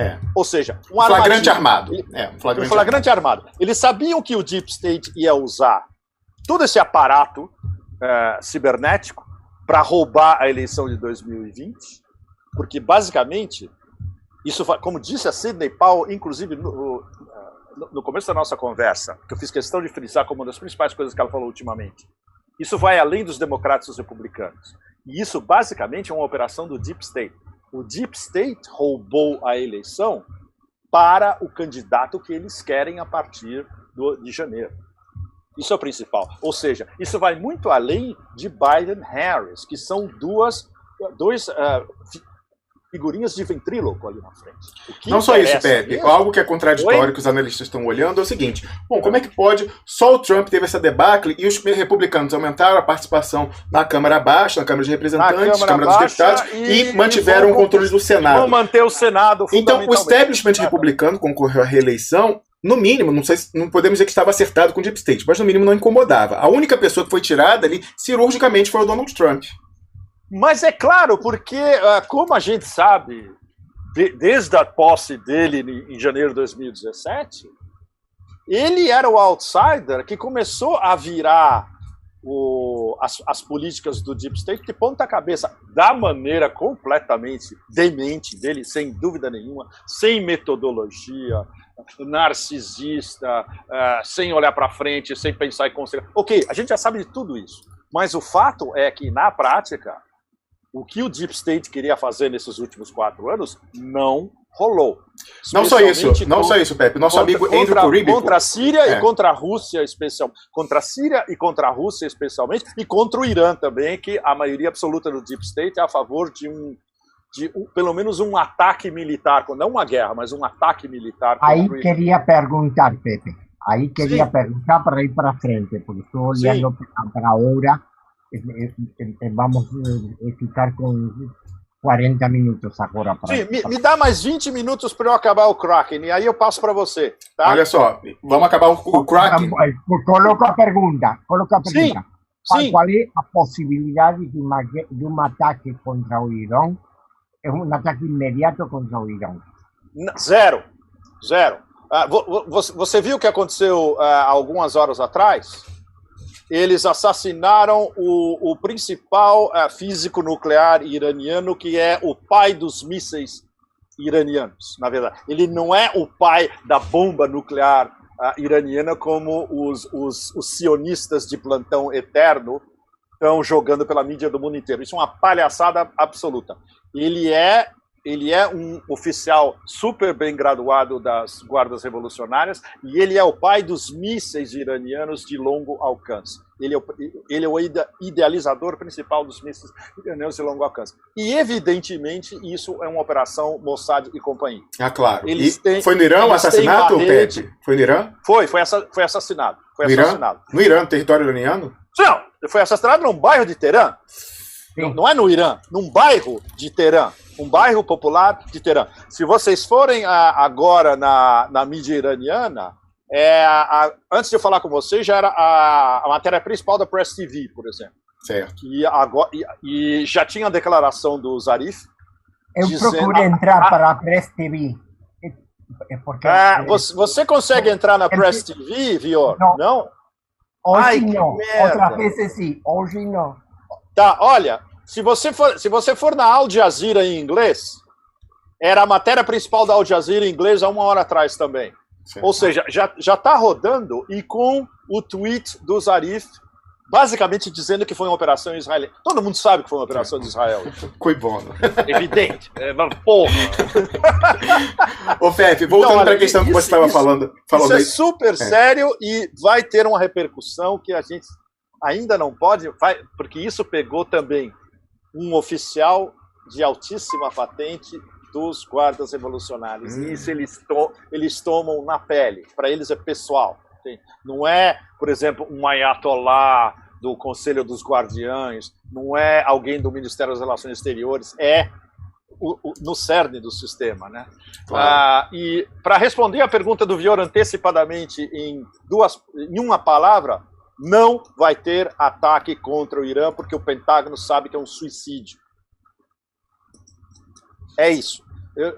Os detalhes, muitos vocês já sabem, eu já escrevi sobre isso muito. Os melhores analistas independentes americanos já falaram sobre isso várias vezes. O Pentágono já fez um monte de games sobre o que seria um ataque no Irã. Ele sabe a possibilidade de resposta. Ele sabe que o Irã, se responder, ele destrói todas as bases americanas no sudoeste da Ásia, etc. Então, não vai rolar. Isso é a campanha oficial do Bibi durante esses últimos dias e até janeiro, que ele quer forçar a mão do Trump para algum tipo de operação anti-Irã, que esse é o único objetivo na cabeça do Bibi. Isso a gente já sabe também. Não vai rolar. Fundamentalmente não vai dar. Olha, então deixa eu fechar o Kraken. Vai fechar, eu vou te dar, deixa para você fechar, Pepe. Voltar para o Kraken, é o seguinte, contribuição do nosso amigo Andrew Coribico, que está cobrindo muito também essa questão, e para a qual eu fui dirigido pelo nosso amigo Victor. Ele publicou nas últimas horas um artigo lá no site dele, banido do Twitter, em que ele fala o seguinte, né, dessa contradição Deep State, Trump, antes ainda e durante todo o mandato, que é o seguinte, você falava aí né, dos conflitos, mas o Trump achou que dando os anéis no início do mandato ele preservaria os dedos, que é mais ou menos um resumo, e não aconteceu, evidentemente. Então aqui, olha o que diz o Andrew Coribico. O Trump deve assumir a responsabilidade do que ocorreu também durante a sua presidência, porque mesmo que ele não venha a conseguir impedir a captura ilegal dos democratas do poder, depois de uma... Ele afirma que o Andrew Coribico é a convicção dele, de uma fraude em ampla escala da eleição desse mês. O Donald Trump capitulou para pressão hostil do Deep State ainda no início do seu mandato, talvez equivocado, acreditando que ceder em algumas coisas ao Deep State, aos seus inimigos no Deep State, na burocracia blindada, permanente de militares, inteligência e diplomática, levaria essas forças a diminuírem a pressão sobre ele em outras questões. Mas a sua aposta, evidentemente, foi equivocada, porque ele ter cedido só aumentou a pressão. O pessoal falou, você entregou isso, agora vai entregar, não vai entregar só os dedos, vai entregar o braço e tudo. Agora parece que ele já aprendeu, né, Pepe Escobar? É mais complicado, Romulus. Ele foi forçado. Todo esse povo que ele foi obrigado, na verdade, a empregar, John Bolton e companhia, por exemplo, ele foi forçado. Não só ele foi forçado, como ele não conhece ninguém em Washington. Ele não conhecia como funciona Washington e não conhecia como funcionavam as diversas camadas do Deep State. É super. Porque tem vários níveis. Tem desde o nível de lobistas da Avenida K, ali do lado. Muito engraçado, quando eu trabalhava em Washington, o nosso office ficava na esquina da 17 com a K. Ou seja, todo dia que eu ia para o trabalho, eu estava rodeado por 5.000 lobistas. Era a coisa mais simples. Se eu andasse na Avenida K e fosse entrando em cada prédio e em cada escritório, você podia conversar com todos os lobistas do planeta. Então tem desde esses caras até os diversos níveis dentro da CIA, dentro do Departamento de Estado, dentro do Pentágono, dentro da NSA, tem os contractors, tem as principais empresas do complexo industrial militar, tem os contractors de inteligência, como onde trabalhava o Snowden. É super complicado. Bom, deixa eu voltar. Você está me ouvindo? Estamos ouvindo perfeitamente. Tá. Deixa eu voltar, então, num ponto principal, que isso é mais ou menos um furo, porque agora a gente sabe como funcionou a operação de conquistar esses servidores em Frankfurt. Certo, quentíssimo. Olha que história absurda. Essa é uma história que, em si, é um John le Carré em miniatura. Então, houve uma operação, houve o que eles chamam uma operação para, como é que chama? Tomar conta desses servidores em Frankfurt. Sabe, olha que loucura.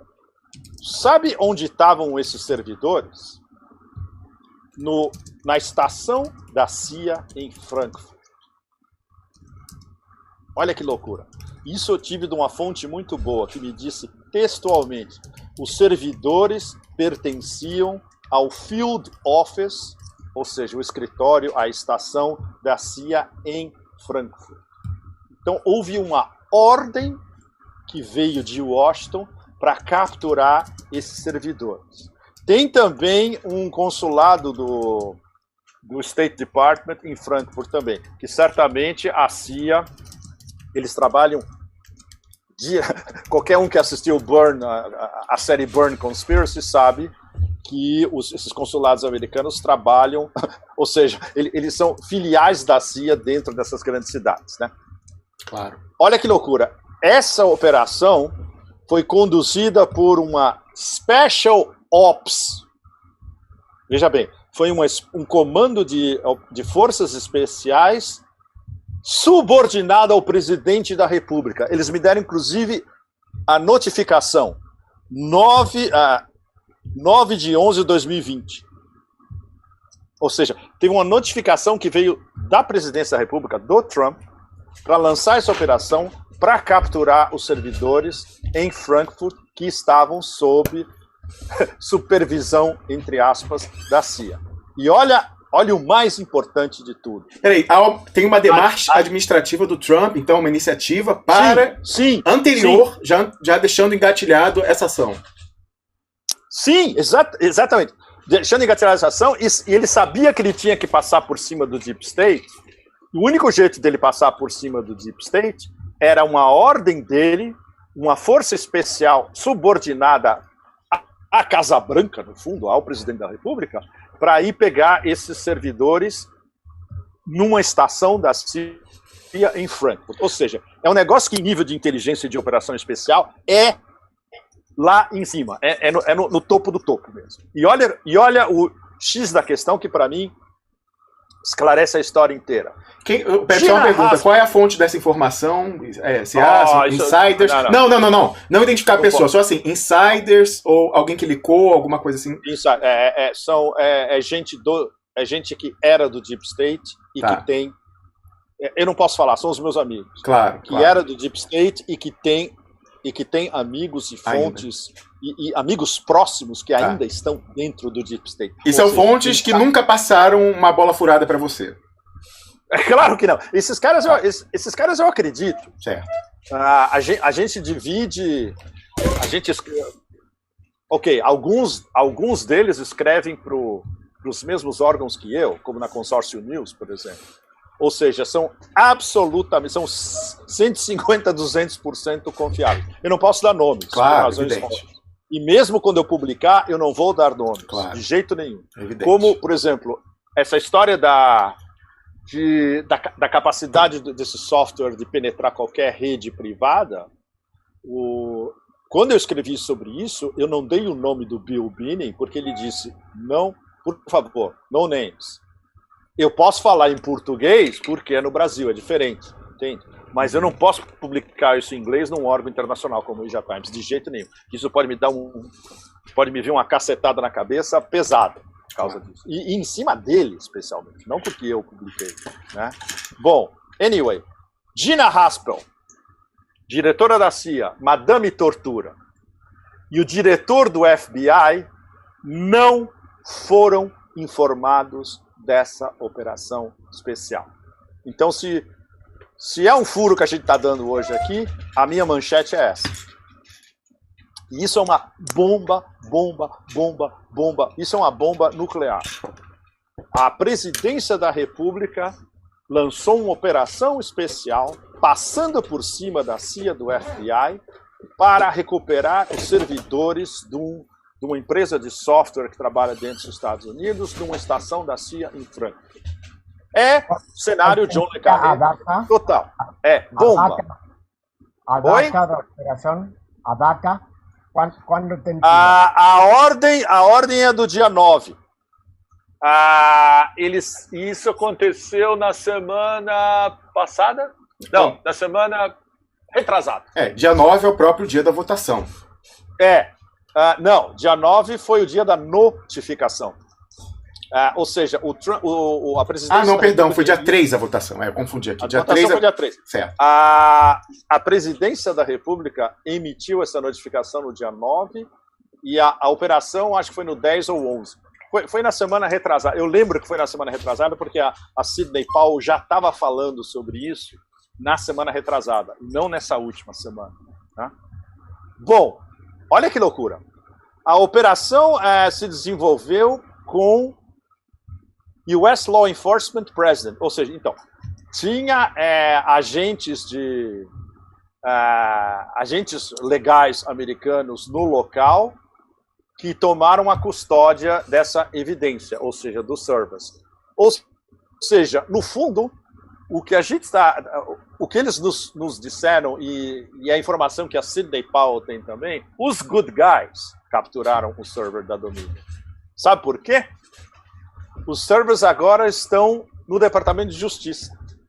Ou seja, quem está supervisionando esses servidores agora? O William Barr, o procurador-geral do Trump. E aí é que complica, porque o William Barr, como a gente já discutiu, sim, ele é old Deep State. Ele é da gangue do Bush pai.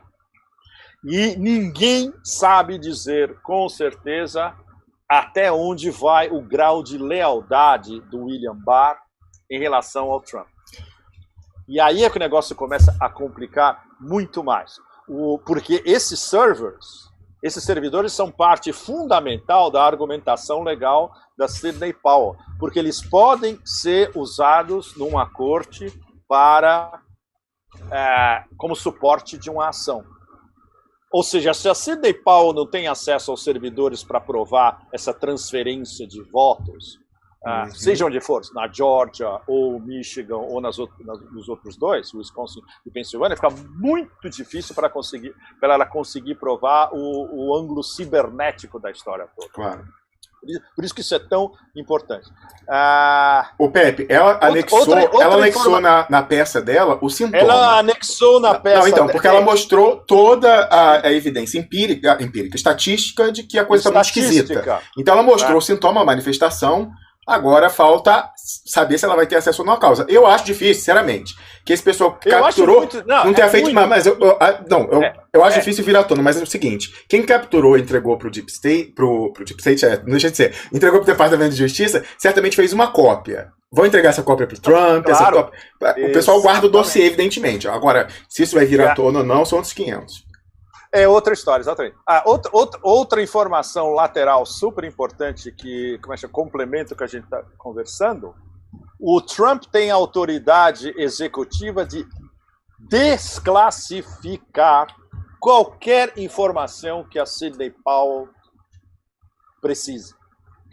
Ou seja, tudo que a gente está conversando aqui sobre softwares da CIA, do Pentágono, Hammer, Kraken, etc.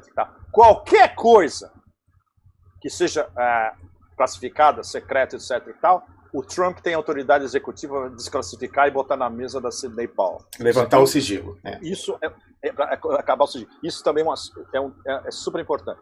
E outro, como é que chama? Outro ângulo da história super importante é uma ordem executiva do Trump de 12 de setembro desse ano, ou seja, ele estava realmente, ele e a cúpula republicana em torno dele, pró-Trump, não a facção do partido anti-Trump, evidentemente. Eles sabiam que isso podia rolar e eles já estavam tomando medidas, preventivas.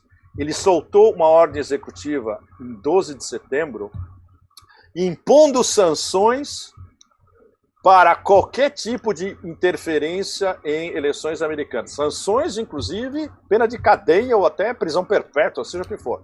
Aí eu tenho, inclusive, o link da Casa Branca, que eu posso passar para vocês depois. Se vocês forem no whitehouse.gov, tem lá o texto da ordem executiva impondo certas sanções no evento de interferência estrangeira na eleição americana. Então, tudo isso está documentado, todo mundo já sabe, existe desde setembro, etc. E tal. Ou seja, eles estavam cobrindo as bases, como a gente diz, sabendo o que poderia acontecer. Então, Pepe, isso é importante, isso até já foi refletido em algumas análises do pessoal cético com relação ao estudo do resultado, dizendo que isso teria sido uma maçã envenenada do Deep State. Botaram para ele, então, que ele teria caído na narrativa de Russiagate e tal, não sei o quê.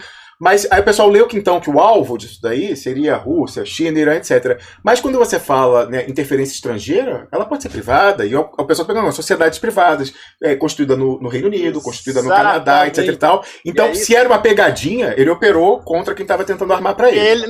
Ele fez um tsu em cima da pegadinha. Porque certamente ele já tinha inteligência, digamos, da pequena facção cibernética dentro do Deep State que é trumpista? Tem, mas é uma facção pequena comparado com o grosso, evidentemente. E ele falou, bom, vamos dar uma virada nisso. Como a gente sabe que tem, como é que chama, a Dominion está descentralizada. A Dominion era uma empresa canadense, depois o headquarters dela foi para Denver, no Colorado, mas ela tem subsidiárias na Europa, etc. E tal. É interferência estrangeira, sem dúvida. Especialmente essa história dos servers na Alemanha. Imagina você ter um servidor na Alemanha que está, como é que chama, contabilizando dados em bruto de uma eleição nos Estados Unidos. Isso é uma interferência estrangeira, evidente. Vior, fala! Romulus. Para Romulus. Você perguntou, Romulus, se alguém tem feito uma cópia desse servidor. Se você está em Frankfurt, participa de uma operação como essa e pode fazer uma cópia. Para onde vai? Eu também não sei a resposta. Mas sabe por quê? Eu faria a cópia. Para Berna, querido, para Berna. Não, pois é, mas eu sabe por quê? Assim, eu se fosse o Trump, mandava antes do trâmite oficial, que é entregar ao Departamento de Justiça, falando, eu exijo providências, né? Que é o que uma pessoa que não fosse prevaricar faria. Mas, por via das dúvidas, eu guardaria minha cópia à luz do exemplo do Edward Snowden, super sagaz, gênio da criptografia e tal, que me entregou a porcaria dos arquivos pro Glenn Greenwald, não fez uma cópia. Fica, agora enterraram lá 98% dos dados, ficou lá no cofre do sujeito lá do Omidyar, nunca ninguém mais vai ver. No cofre do Omidyar, exatamente. Pois é. Pagou bem também, pagou 250 milhões. Pelos arquivos. Então, à luz disso, eu, se fosse o Trump, falava, antes de você dar... Haveria alguma coisa que obstasse, pessoal, assim, do ponto de vista do direito, que um presidente que fosse dar o trâmite que a lei exigiria, entregue para o Departamento de Estado, que o impedisse de guardar uma cópia para si? Eu acho que não, enfim. Se ele foi ousado o suficiente de mandar uma captura transnacional em outra jurisdição, outro país, Alemanha, numa operação para pegar, né, lá a força dele especial, pegar coisa da CIA, o de menos é ele guardar uma cópia. Então, eu, se fosse ele, teria mandado fazer a cópia. Se mandou e se entregaram a cópia para ele, são outros 500. Bom, e veja bem, mas teve um comando de Special Ops que foi pegar esses servidores, né? A partir do momento que eles chegaram lá, ninguém teve chance de fazer cópia porra nenhuma. Só antes. Mas antes, essa cópia não interessa a Dominion, não interessa aos operadores do Deep State. Bom, fechando, então, finalmente, senão a gente vai horas nessa história aqui, tem mais um monte de coisa que eu ia entrar, mas é mais especulação do que pode acontecer na Corte Suprema, isso aí a gente deixa para mais tarde, né? Algumas das afirmações, na verdade, da Sidney Powell, tácitas, ela diz que ela tem como provar tudo isso. Ela disse, entre outras coisas, que a Hillary roubou a primária democrática há 4 anos atrás do Bernie. Roubou, usando esse tipo de software. Literalmente. Foi um roubo eletrônico dos votos do Bernie na primária democrata de 2016. E ela diz que ela tem como provar isso. Olha que loucura. Bom, aí fica mais complicado, porque ela diz também que China, Sérvia e Liechtenstein interferiram na eleição esse ano. Liechtenstein, o Principado ínfimo aqui do meu lado, entre a Suíça e a Áustria. Tem os vizinhos, exatamente. Outra coisa, cada candidato democrata na Pensilvânia, e isso entra Biden e também os Senado e Congresso. Cada um deles recebeu 35 mil votos extras, atribuídos assim a esmo. Um bloco de 35 mil votos extras para cada um. De largada. Isso foi mencionado naquela audiência pública no Senado Estadual da Geórgia com Rudy Giuliani dias atrás. Então, tudo isso que ela está dizendo, ela diz que ela tem como provar em corte. Certo. Os estados recalibraram as máquinas de votar no meio da noite. Ela diz que ela tem como provar isso também. As máquinas multiplicaram cada voto do Joe Biden por 1,25 e cada voto do Trump por 0,75. Ou seja, tudo isso que ela está falando são as análises matemáticas e provados por declarações juramentadas, né? Aí vem a história da Venezuela, que é essa história... Aí que tá, a gente precisaria de fontes absolutamente cristalinas da Venezuela para provar ou desmentir essa história. Temos pessoas conhecidas e colaboradores no território venezuelano. Vou tentar levantar. Vamos atrás. Pessoas independentes, que estão à esquerda, são nacionalistas, mas são independentes do chavismo. Então acho que a gente consegue, para a semana que vem, algo unbiased. Pepe, eu pediria a você que comentasse brevemente essa questão da Suprema Corte. Eu localizei aqui o tweet que foi retweetado pela Sidney Powell dias atrás, tratando da escala de competência, mostrando que os recursos vão todos para ministros da Suprema Corte dos Estados Unidos conservadores. Então, ela retweetou esse tweet aqui de uma cidadã chamada Alice, falando, furo, bomba, veja quem estará responsável por recursos vindos das cortes federais da Pensilvânia, de Wisconsin, do Michigan e da Geórgia. Aí tá aqui a listinha, você vê que é um despacho interno aí de regra de competência da Suprema Corte, e mostrando que esses em questão são todos conservadores. Então, eu pediria que você falasse só o seguinte, em princípio, eles são conservadores, a filiação ideológica deles é isso. Mas eles foram indicados pelo establishment republicano, começando ao Trump, a pessoa responsável por eles chegarem, eles foram aprovados pelo Senado republicano, seja nessa administração, seja dando Bush filho. E mais do que isso, a gente não sabe que dossiês pesam contra essas pessoas. Então, entre elas terem a competência de decidirem no mérito, de acordo com as suas convicções, vai uma distância enorme que nós brasileiros estamos muito acostumados a nos depararmos contra ela. Pois é, e segundo um dos meus... Goodfellas de Nova York, que conhece esse sistema por dentro, ele me garantiu que todo mundo é corrupto. Como no Brasil. Dossiêcracia transnacional. Quem quiser ver essa regra, eu acabei de colocar... A juristocracia americana, na verdade a do Brasil se espelharia na juristocracia americana. Não só a gente sabe que todo mundo no Senado e no Congresso americano, 98% é corrupto, e a maioria absoluta corrupto pelos suspeitos de sempre, como a gente sabe, mas as cortes também e a Suprema Corte também, segundo ele. Corrupto no sentido de levar grana, vender voto? Exatamente. Olha só, então é muito parecido com Brasília mesmo, muito parecido. Exatamente, e benefícios, né? Uma casa nos Hamptons, sabe, uma educação trilionária para os filhos, a filha que não tem competência entra em Yale ou em Harvard, que é assim que funciona. Você não entra em Yale ou em Harvard com currículo. Você entra em Yale ou em Harvard se vem alguém lá de cima e fala, esse aqui pode. E ele vai ter que pagar X. É assim que funciona. Especialmente Yale. Yale é ainda mais corrupto que Harvard. Bom, então essa informação dele eu não pego com uma pitada de sal e pimenta.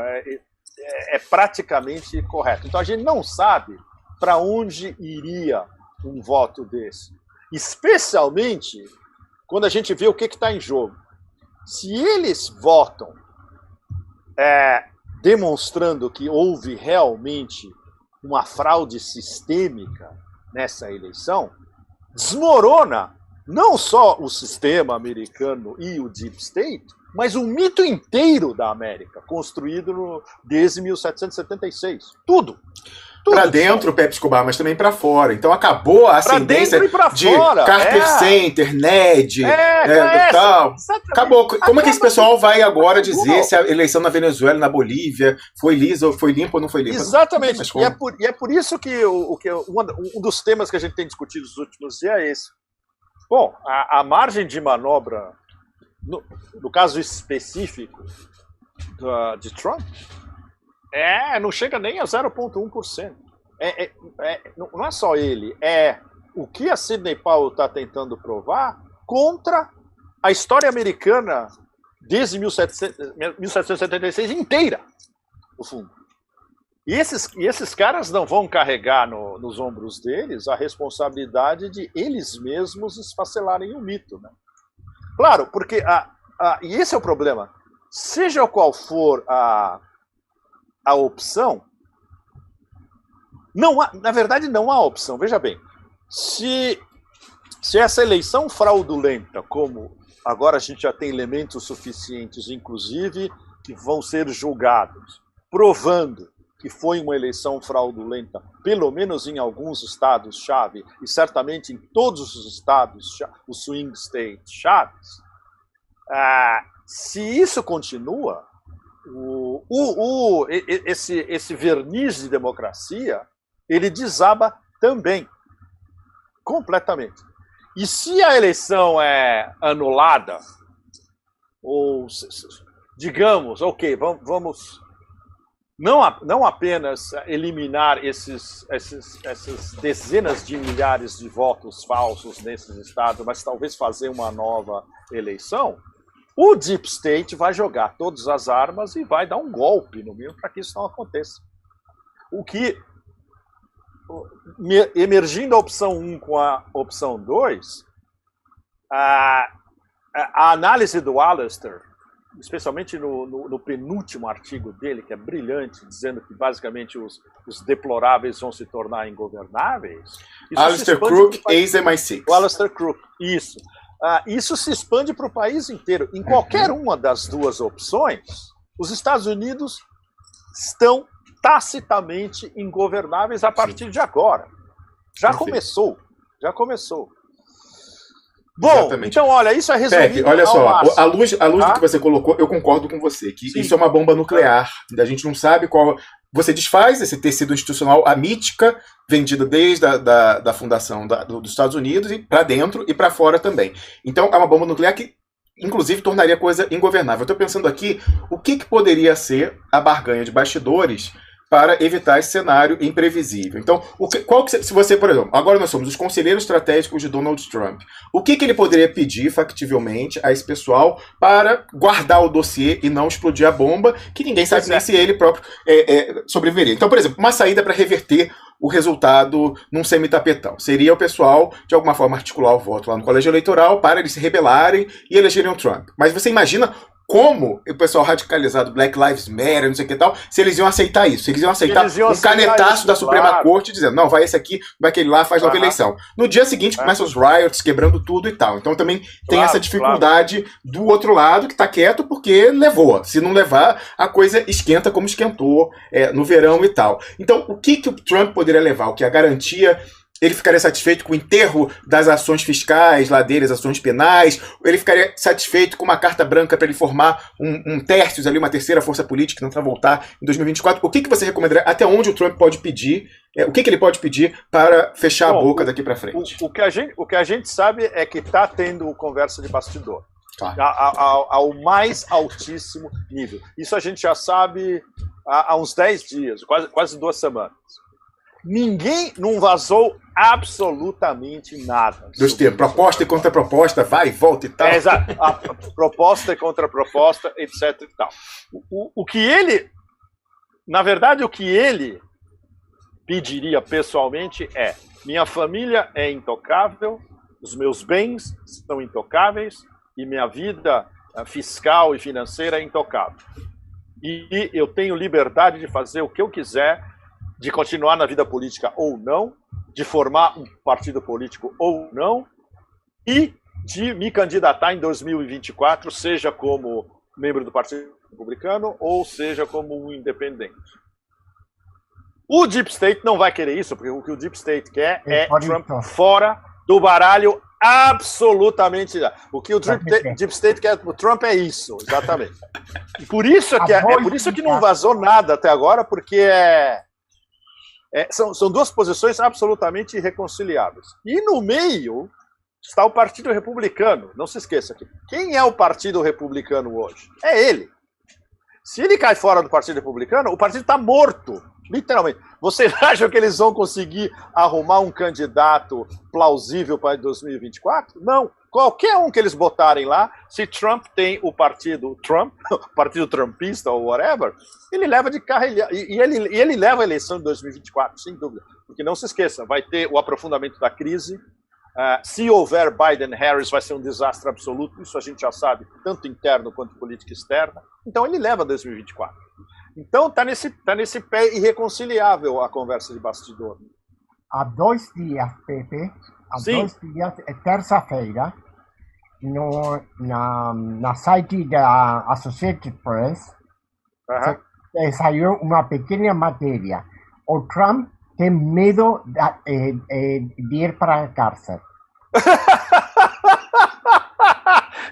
Isso é conversa para bois e coiotes do deserto dormirem. Né? Até porque ele está acumulando bombas nucleares. Já tinha a questão do 11 de setembro, agora tem essa de mostrar que as eleições são mais fáceis. E ele implode os dois, ô Pepe. Se ele fala assim, o Partido Republicano me traiu, o partido já some em 2018 nas midterms. Mas o democrata se fala, tem mais o seguinte, o Bernie foi roubado na maquininha aqui, a Hillary levou. Acaba com os dois, vai votar em quem? Acaba com os dois, exatamente. Aí é que tá.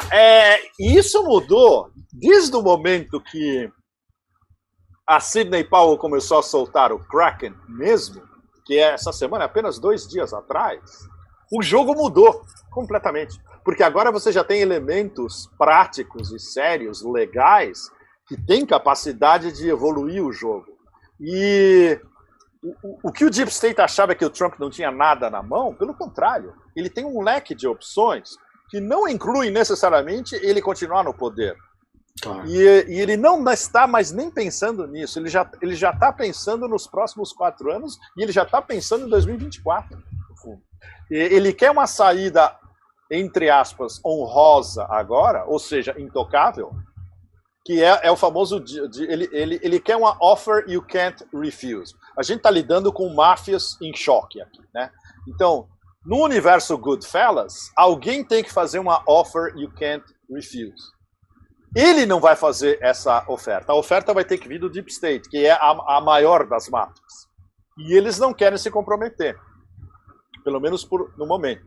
Se eles virem, por exemplo, que nada é certificado no dia 14 de dezembro, por exemplo, ou se eles veem que tem vários eleitores do colégio eleitoral que no dia 14 de dezembro resolvem não certificar a vitória do Biden, aí o negócio fica ainda mais perigoso. E aí pode ser que entre o dia 14 e a posse comece a ter vamos achar o plano C na história, né? Mas o jogo mudou essa semana substancialmente. Até 2 dias atrás, havia mais ou menos um consenso de acabou. Acabou, não tem jeito, é impossível, já tentaram tudo. Mesmo com aquela coletiva de 10 dias atrás escorrendo o rosto do Rudy, com aquela imagem absolutamente absurda. E a Sidney tentando montar os elementos do Kraken, mas sem nada prático na mão. Depois daquilo, morreu. E agora, o negócio voltou. E isso, voltando ao título que você deu justamente, o desespero do Twitter é tão simbólico, mas é tão óbvio. O Jack Dorsey não é exatamente um cara sutil, né? a gente tá. Assim como o Zuckerberg, o Bezos... Não, e você pode extrapolar isso para as demais, aí para o Google, que controla o YouTube, e para o Face, porque a gente foi derrubado no Face, fomos derrubados no YouTube e até agora não voltamos. Tá no ar, mas a coisa fica travada, ninguém consegue ver. Então, só por eu ter colocado Pepe Escobar no título e Silicon Valley, o pessoal apelou hoje, perdeu o esportivo e tiraram do ar, e por isso é importante estar no VK. Apelaram diretamente.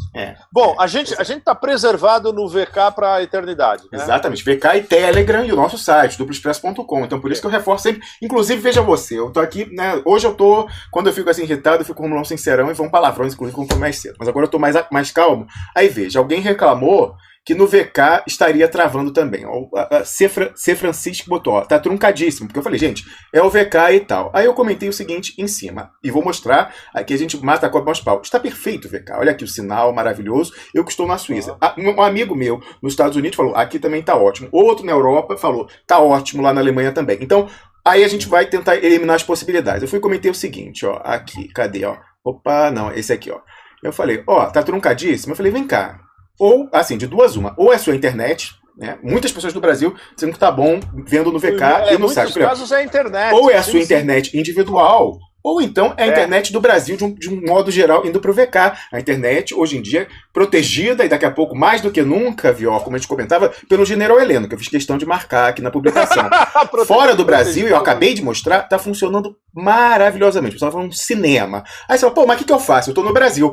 Vem cá, meu filho, cadê o VPN? Cadê o servidor proxy? VPN, que tal não sair do nada. jardim da infância, especialmente o jardim de infância digital? Então não dá. Você quer ouvir a mensagem extremamente problemática para o caso brasileiro, para o centro da questão global que está acontecendo lá, essa disputa de cachorro grande na superfície, no subsolo do subsolo, como a gente está ouvindo. Se você quer ouvir sem ser incomodado, você tem que aprender a se virar, tá certo? Então, no mínimo, olha, não é difícil, duploexpresso.com, tá lá o VK, eu facilito o máximo que eu posso, vá para o canal no Telegram. Se você, a partir do que aconteceu hoje, que a gente foi desmonetizado e derrubado na mão grande, no Facebook e no YouTube durante a nossa transmissão, se você não percebeu que você precisa vencer a sua inércia, então para de encher o saco. No mínimo, calar sua boca e para de encher o nosso saco no chat. Escuta, eu vou fazer uma sugestão também para os nossos fabulosos minuteadores. O principal que a gente conversou do Kraken, talvez vocês possam fazer 1 ou 2 blocos ou 3 blocos outra vez e colocar no YouTube para a gente pelo menos ter a discussão do Kraken no YouTube. Será feito. E isso em português não vai ter em lugar nenhum. Em espanhol, eu duvido. E em inglês vai ter muito pouca gente que vai falar sobre esses detalhes também. Então é um serviço de utilidade pública. Claro. Né?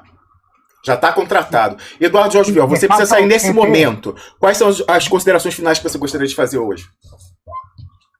Pepe, de fato,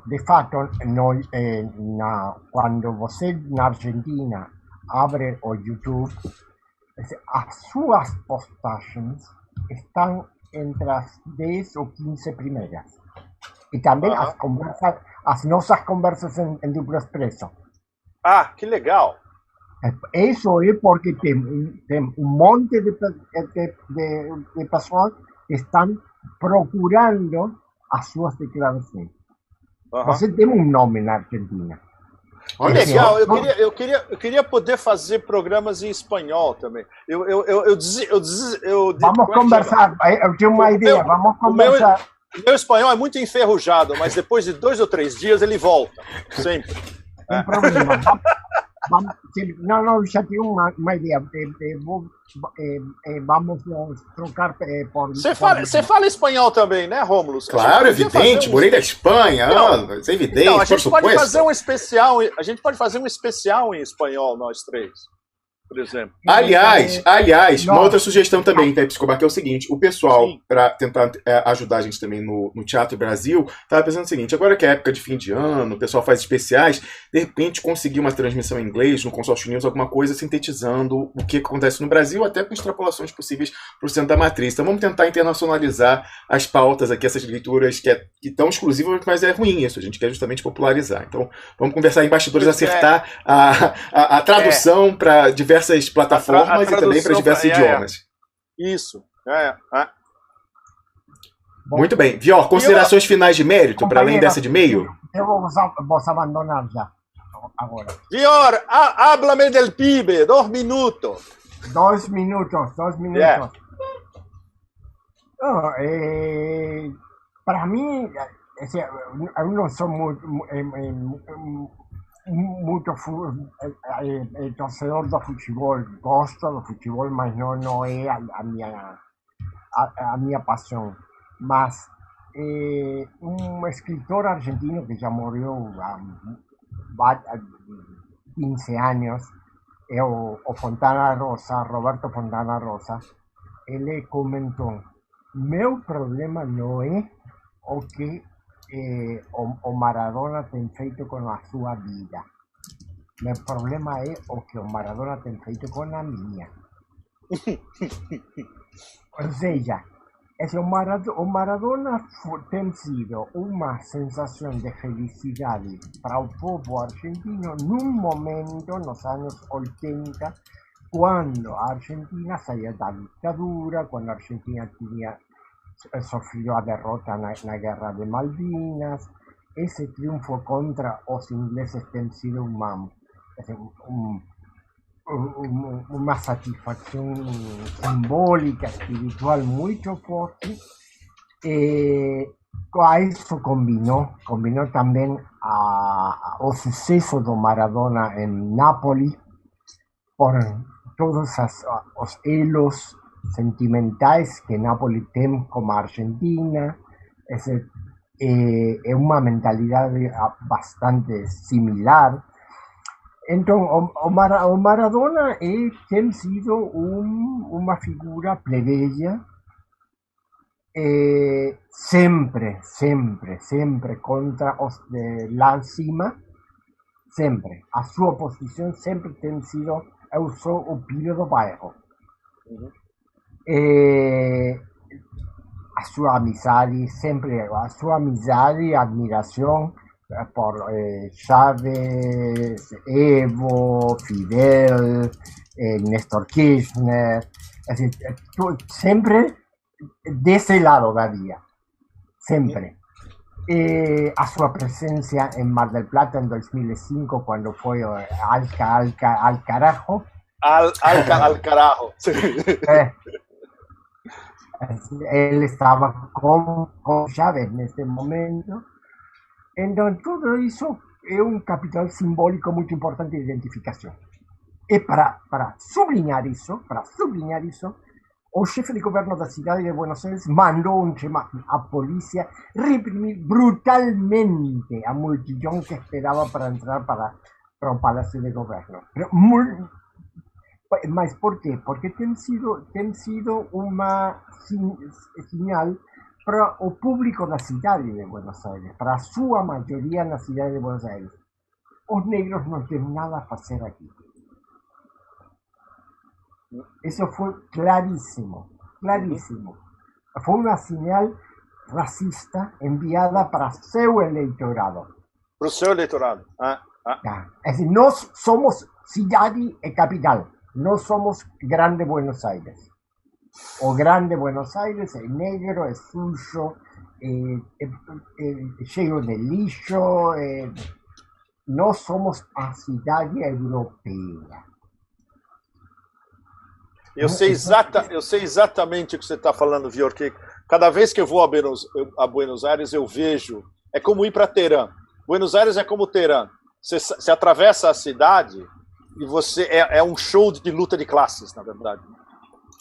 Em Buenos Aires é a mesma coisa. A cidade está muito fraturada. Fraturada, sim. Está muito fraturada. O norte e o sul. Sim. O sul é pobre, sujo, não tem hospitais, não tem escolas, não tem... O norte é prolixo, limpo, com árvores. Essa tem sido a mensagem do governo da cidade. Interessantíssimo. Vior, muito obrigado por esse comentário final, com essa perspectiva. Eu tinha visto. Algumas pessoas atentaram para essa violência da polícia e estavam até imaginando que isso fosse talvez a tentativa de começar alguma desestabilização contra o governo central, já que foi essa força policial que tempos atrás teve aquela insubordinação, aquela tentativa de motim e tal. acho que por enquanto não.